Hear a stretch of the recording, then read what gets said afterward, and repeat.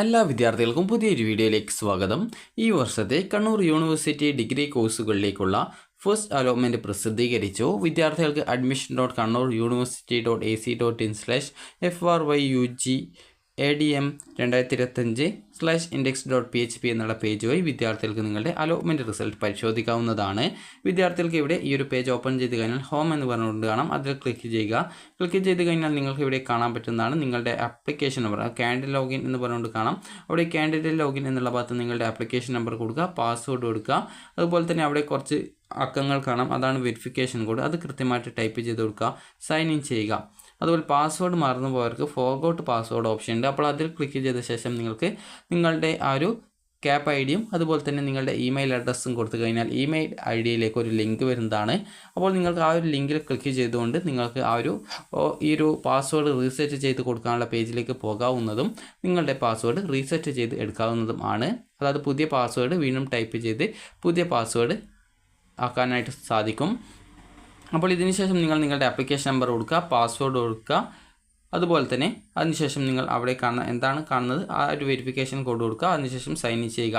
Sign in ചെയ്ത് കഴിഞ്ഞാൽ നിങ്ങൾക്ക് നിങ്ങളുടെ പ്രൊഫൈൽ പേജിലേക്ക് കാണാൻ പറ്റും. അപ്പോൾ അവിടെ നിങ്ങൾക്ക് കൺഗ്രാറ്റുലേഷൻസ് എന്ന് പറഞ്ഞുകൊണ്ട് ഏത് കോളേജിൽ ഏത് കോഴ്സിലാണ് അലോട്ട്മെൻറ്റ് കിട്ടിയതെന്ന് കാണാനായിട്ട് സാധിക്കുന്നതാണ്.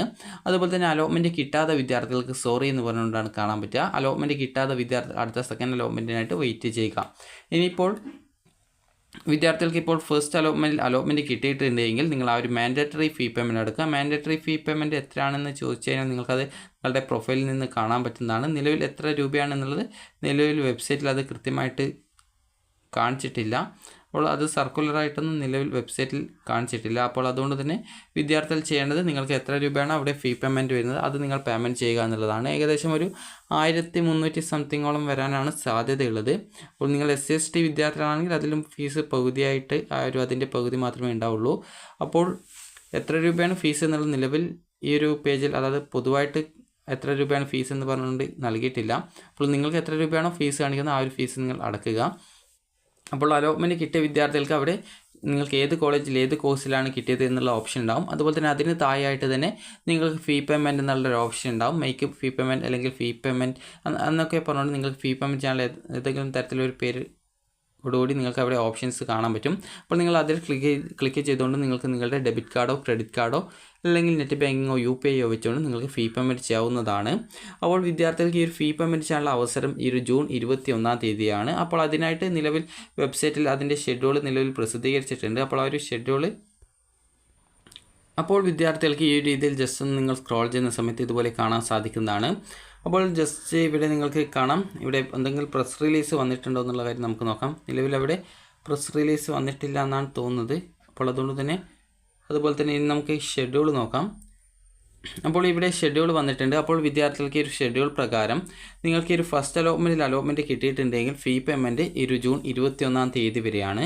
അതുപോലെ തന്നെ വിദ്യാർത്ഥികൾ ഫോണിൽ ഉപയോഗിക്കുന്ന സമയത്ത് നിങ്ങൾ ജസ്റ്റ് ഒന്ന് മോസില്ല ഫയർഫോക്സോ മറ്റോ ഉപയോഗിക്കാൻ ശ്രദ്ധിക്കുക. കാരണം ക്രോമിൽ ചിലപ്പോൾ ഇത് ഡൗൺലോഡ് ചെയ്യുന്ന സമയത്ത് എന്തെങ്കിലും പ്രൈവറ്റ് എറർ എന്നൊക്കെ പറഞ്ഞുകൊണ്ട് വരാനുള്ള സാധ്യതയുണ്ട്. അപ്പോൾ അതുകൊണ്ട് തന്നെ നിങ്ങൾ കൃത്യമായിട്ട് ഏതെങ്കിലും ഒപ്പേറ മിനിയോ അല്ലെങ്കിൽ മോസില്ല ഫയർഫോക്സ് ഉപയോഗിക്കുക. അപ്പോൾ ചില സമയത്ത് ക്രോമിലും കറക്റ്റായിട്ട് കിട്ടാറുണ്ട്. അപ്പോൾ അതുകൊണ്ട് തന്നെ നിങ്ങൾ ജസ്റ്റ് കിട്ടുന്നില്ലെങ്കിൽ ഈ ഒരു രീതിയിൽ വേറെ ഏതെങ്കിലും ബ്രൗസർ ഉപയോഗിക്കുക. അപ്പോൾ നിങ്ങൾക്ക് ഈ ഒരു രീതിയിൽ നിങ്ങൾക്കിവിടെ ജൂൺ 21 വരെയാണ് ഈ ഒരു ഫീ പേയ്മെൻറ്റ് ചെയ്യാൻ സാധിക്കുക. ഈ ഒരു ഫീ പേയ്മെൻറ്റ് ചെയ്യുന്നത് എന്തിനാണെന്ന് ചോദിച്ചാൽ നിങ്ങൾക്ക് അലോട്ട്മെൻറ്റ് കിട്ടിയിട്ടുണ്ടെങ്കിൽ ആ ഒരു സീറ്റ് നഷ്ടപ്പെടാതിരിക്കാൻ വേണ്ടിയിട്ടാണ്. അപ്പോൾ ഈ ഒരു സീറ്റ് നഷ്ടപ്പെടാതിരിക്കാൻ വേണ്ടിയിട്ടാണ് വിദ്യാർത്ഥി ഈ ഒരു രീതിയിൽ ഫീ പേയ്മെൻറ്റ് ചെയ്യാനായിട്ട് പറയുന്നത്. അതുപോലെ തന്നെ നിലവിൽ കിട്ടിയിട്ടുള്ള സീറ്റ് തന്നെ മതി എന്നാണെങ്കിൽ അതിന് മുകളിൽ ഹയർ ഓപ്ഷൻസ് ഉണ്ടെങ്കിൽ അത് റിമൂവ് ചെയ്ത് കൊടുക്കാൻ ശ്രദ്ധിക്കേണ്ടതാണ്. അതായത് ഇപ്പോൾ ഒരു ഉദാഹരണത്തിന് എനിക്കിപ്പോൾ 5ാമത്തെ ഓപ്ഷനാണ് കിട്ടിയതെന്ന് വിചാരിക്കുക. അപ്പോൾ 5ാമത്തെ ഓപ്ഷനാണ് കിട്ടിയതെങ്കിൽ ഞാനവിടെ ഈ ഒരു ഫീ പേയ്മെൻറ്റ് ചെയ്തു എന്ന് വിചാരിക്കുക. അപ്പോൾ അതിനുശേഷം ഇവിടെ ഹയർ ഓപ്ഷൻ എന്ന് പറയുന്നത് 1 മുതൽ 4 വരെയുള്ള ഓപ്ഷനാണ്. ഇപ്പോൾ ഞാൻ ഒരു ഹയർ ഓപ്ഷൻ അവിടെ നിലനിർത്തിയിട്ടുണ്ടെങ്കിൽ അഥവാ സെക്കൻഡ് അലോട്ട്മെൻറ്റിൽ എനിക്കിപ്പോൾ വേറൊരു കോളേജിലേക്ക് മാറ്റം കിട്ടുകയാണെങ്കിൽ ആദ്യം കിട്ടിയ ആ ഒരു സീറ്റ് അവിടെ നഷ്ടപ്പെടും. പിന്നീട് പുതുതായിട്ട് കിട്ടിയ ആ ഒരു സീറ്റിലേക്ക് ഞാൻ അഡ്മിഷൻ എടുക്കേണ്ടതായിട്ട് വരും. അപ്പോൾ അതുകൊണ്ട് തന്നെ നിങ്ങൾ ശ്രദ്ധിക്കേണ്ടത് നിങ്ങൾക്കിപ്പോൾ നേരത്തെ പറഞ്ഞതുപോലെ ഇപ്പോൾ കിട്ടിയുള്ള ഓപ്ഷൻ തന്നെ മതി എന്നാണെങ്കിൽ ഹയർ ഓപ്ഷൻസ് റിമൂവ് ചെയ്ത് കൊടുക്കേണ്ടതാണ്. ഇനി അത് റിമൂവ് ചെയ്തിട്ടില്ലെങ്കിൽ അടുത്ത അലോട്ട്മെൻറ്റിൽ വേറൊരു ഓപ്ഷനിലേക്ക് അലോട്ട്മെൻറ്റ് കിട്ടുകയാണെങ്കിൽ ആ ഒരു കിട്ടിയ ഓപ്ഷനിലേക്ക് നിങ്ങൾ മാറേണ്ടതായിട്ട് വരുന്നതായിരിക്കുമെന്ന് നിങ്ങൾ പ്രത്യേകം ശ്രദ്ധിക്കുക. അപ്പോൾ അലോട്ട്മെൻറ്റ് കിട്ടിയിട്ടുണ്ടെങ്കിൽ നിങ്ങൾ ഫീ പേയ്മെൻറ്റ് ചെയ്യുക. ഫീ പേയ്മെൻറ്റ് ചെയ്തിട്ടില്ല എങ്കിൽ നിങ്ങൾ സെക്കൻഡ് അലോട്ട്മെൻറ്റിലേക്കൊന്നും പരിഗണിക്കില്ല. അപ്പോൾ ജൂൺ 21 തീയതി വരെയാണ് നിങ്ങൾക്ക് ഈ ഒരു ഫീ പേയ്മെൻറ്റ് ചെയ്യാനുള്ള സൗകര്യമുള്ളത്. അതുപോലെ സെക്കൻഡ് അലോട്ട്മെൻറ്റ് ജൂൺ 23 തീയതിയാണ്. അതിനുശേഷം അതിൻ്റെ ഫീ പേയ്മെൻറ്റ് ജൂൺ 24 തീയതി വരെയും. പിന്നീട് BSc അതുപോലെ BCA കോഴ്സുകൾ അലോട്ട്മെൻറ്റ് ലഭിച്ചവരും BCom BA non language allotment ലഭിച്ചവർക്കും 24 തീയതി മുതൽ 30 തീയതി വരെയാണ് അഡ്മിഷൻ ഉണ്ടാകുക. അതുപോലെ തന്നെ ക്ലാസ്സുകൾ ആരംഭിക്കുന്നത് ജൂലൈ 1 തീയതിയാണ്. പിന്നീട് വിദ്യാർത്ഥികൾക്ക് പുതിയ അപേക്ഷ സമർപ്പിക്കാനും അതുവരെ അപേക്ഷ സമർപ്പിച്ച വിദ്യാർത്ഥികൾ അപേക്ഷയിൽ തെറ്റുണ്ടായിരുന്ന വിദ്യാർത്ഥികൾക്ക് തെറ്റുകൾ തിരുത്തുന്നതിനും ഈ ജൂലൈ 1 മുതൽ ജൂലൈ 5 വരെയാണ് അവസരമുണ്ടാവുക. തേർഡ് അലോട്ട്മെൻറ്റ് ജൂലൈ 7 തീയതിയാണ്. അതുപോലെ തന്നെ അതിനുശേഷം ആ ഒരു തേർഡ് അലോട്ട്മെൻറ്റ് കിട്ടുന്ന വിദ്യാർത്ഥികൾക്ക് ഉള്ള അഡ്മിഷനും ഫീ പേയ്മെൻറ്റും ജൂലൈ 8 മുതൽ ജൂലൈ 9 തീയതി വരെയാണ്. അതിനുശേഷം പിന്നീട് വിവിധ ഘട്ടങ്ങളായിട്ട് വിവിധ അലോട്ട്മെൻറ്റുകൾ നടത്തുന്നുണ്ട്. അതായത് SC/ST PWD വിഭാഗം വിദ്യാർത്ഥികൾക്ക് മാത്രമായിട്ട് ഒരു അപേക്ഷ വരുന്നുണ്ട്. അപ്പോൾ അത് ജൂലൈ 10 മുതൽ ജൂലൈ 11 തീയതി വരെയാണ്. അതിന് അലോട്ട്മെൻറ്റ് കിട്ടുന്നത് ജൂലൈ 14 തീയതിയാണ് അതിൻ്റെ അലോട്ട്മെൻറ്റ് വരിക. അപ്പോൾ ആ ഒരു അലോട്ട്മെൻറ്റ് കിട്ടിയ വിദ്യാർത്ഥികൾക്ക് ജൂലൈ 15 മുതൽ ജൂലൈ 16 വരെ ഫീ പേയ്മെൻറ്റ് ചെയ്ത് കോളേജിൽ അഡ്മിഷൻ നേടാം. അതുപോലെ തന്നെ വിദ്യാർത്ഥികൾക്ക് പിന്നീട് SC/ST വിദ്യാർത്ഥികൾ ഉൾപ്പെടെ എല്ലാ വിദ്യാർത്ഥികൾക്കും എയ്ഡഡ് അതുപോലെ ഗവൺമെൻറ് കോളേജുകളിലേക്കായിട്ട് വിദ്യാർത്ഥികൾക്ക് ഓപ്ഷനുകൾ നൽകാനായിട്ട് ജൂലൈ 16 മുതൽ ജൂലൈ 18 വരെയാണ് അതിനുള്ള അവസരം ഉണ്ടായിരിക്കുക. അതുപോലെ തന്നെ നിങ്ങൾക്ക് അതിനുശേഷം കോളേജ് ലെവൽ സ്പോട്ട് അഡ്മിഷൻ ഉണ്ടായിരിക്കുന്നത് ജൂലൈ 21 അതുപോലെ തന്നെ പിന്നീട് വീണ്ടും എല്ലാ വിദ്യാർത്ഥികൾക്ക് വേണ്ടിയിട്ട് ഒരു spot admission college level spot admission ഉണ്ടാകും. അപ്പോൾ അതും ജൂലൈ 23 മുതൽ ജൂലൈ 25 വരെ. പിന്നീട് ആ ഒരു കോളേജ് ലെവലിൽ സ്പോട്ട് അഡ്മിഷൻ സെൽഫ് ഫിനാൻസ് കോളേജിലേക്ക് നടക്കുന്നത് ജൂലൈ 26 മുതൽ ജൂലൈ 28 തീയതി വരെയാണ്. പിന്നീട് അഡ്മിഷൻ ക്ലോസ് ചെയ്യുന്നത് ഓഗസ്റ്റ് 22 അപ്പോൾ ഈ രീതിയിലാണ് ഇതിൻ്റെ അഡ്മിഷൻ പ്രോസസ്സും കാര്യങ്ങളൊക്കെ നടക്കുന്നത്.